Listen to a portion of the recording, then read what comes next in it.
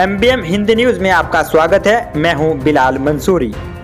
गांधी जयंती के अवसर पर बदलाव एनजीओ ने एक समीक्षा बैठक का आयोजन किया, जिसमें संस्था के 10 वर्ष पूरे होने व गांधी जयंती का संयुक्त कार्यक्रम हुआ।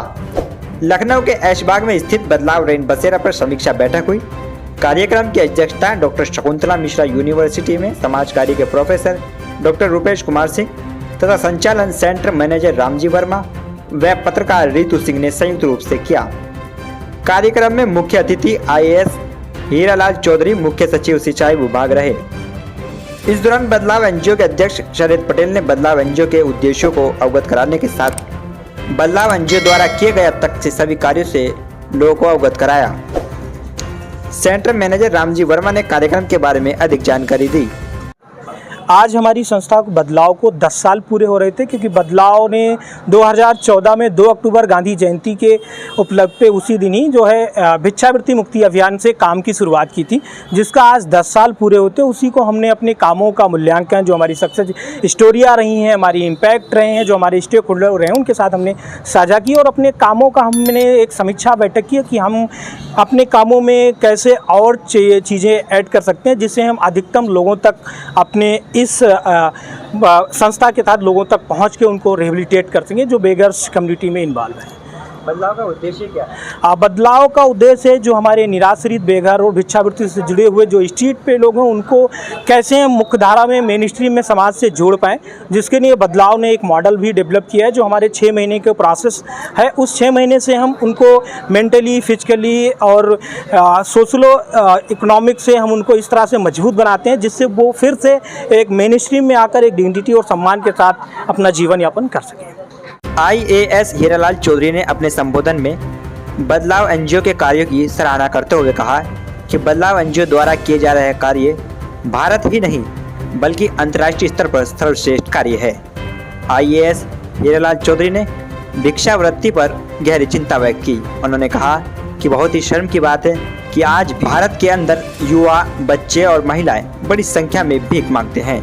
हमको इनके लिए ऐसे संसाधन तलाशने होंगे कि वो भीख से दूर हो जाएं और वो आत्मनिर्भर बन सकें तथा अपने परिवार से भी जुड़कर रह सकें।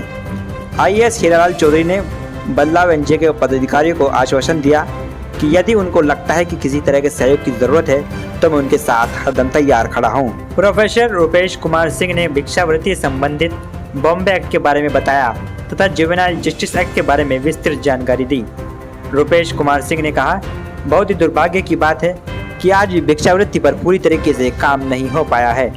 भिक्षावृत्ति को लेकर सरकार व समाज को गंभीर होने की जरूरत है तथा JJ एक्ट में जिन होम्स व सुविधाओं का जिक्र किया गया है उन सभी को पूरा करने की जरूरत है। बदलाव एनजीओ के कार्यक्रम की परवेज अहमद ने ग्राउंड रिपोर्टिंग की। नमस्कार, आदाब। मैं परवेज आज लखनऊ में एक रैन बसेरा में आया हूँ। यहाँ पर एक कार्यक्रम चल रहा था, एक एनजीओ का कार्यक्रम चल रहा था। आइए जानते हैं कैसा कार्यक्रम था और क्या था। हमारे साथ में कुछ युवा साथी यहाँ पर खड़े हैं। क्या नाम है आपका? प्रतीक्षा। कैसा कार्यक्रम था आज?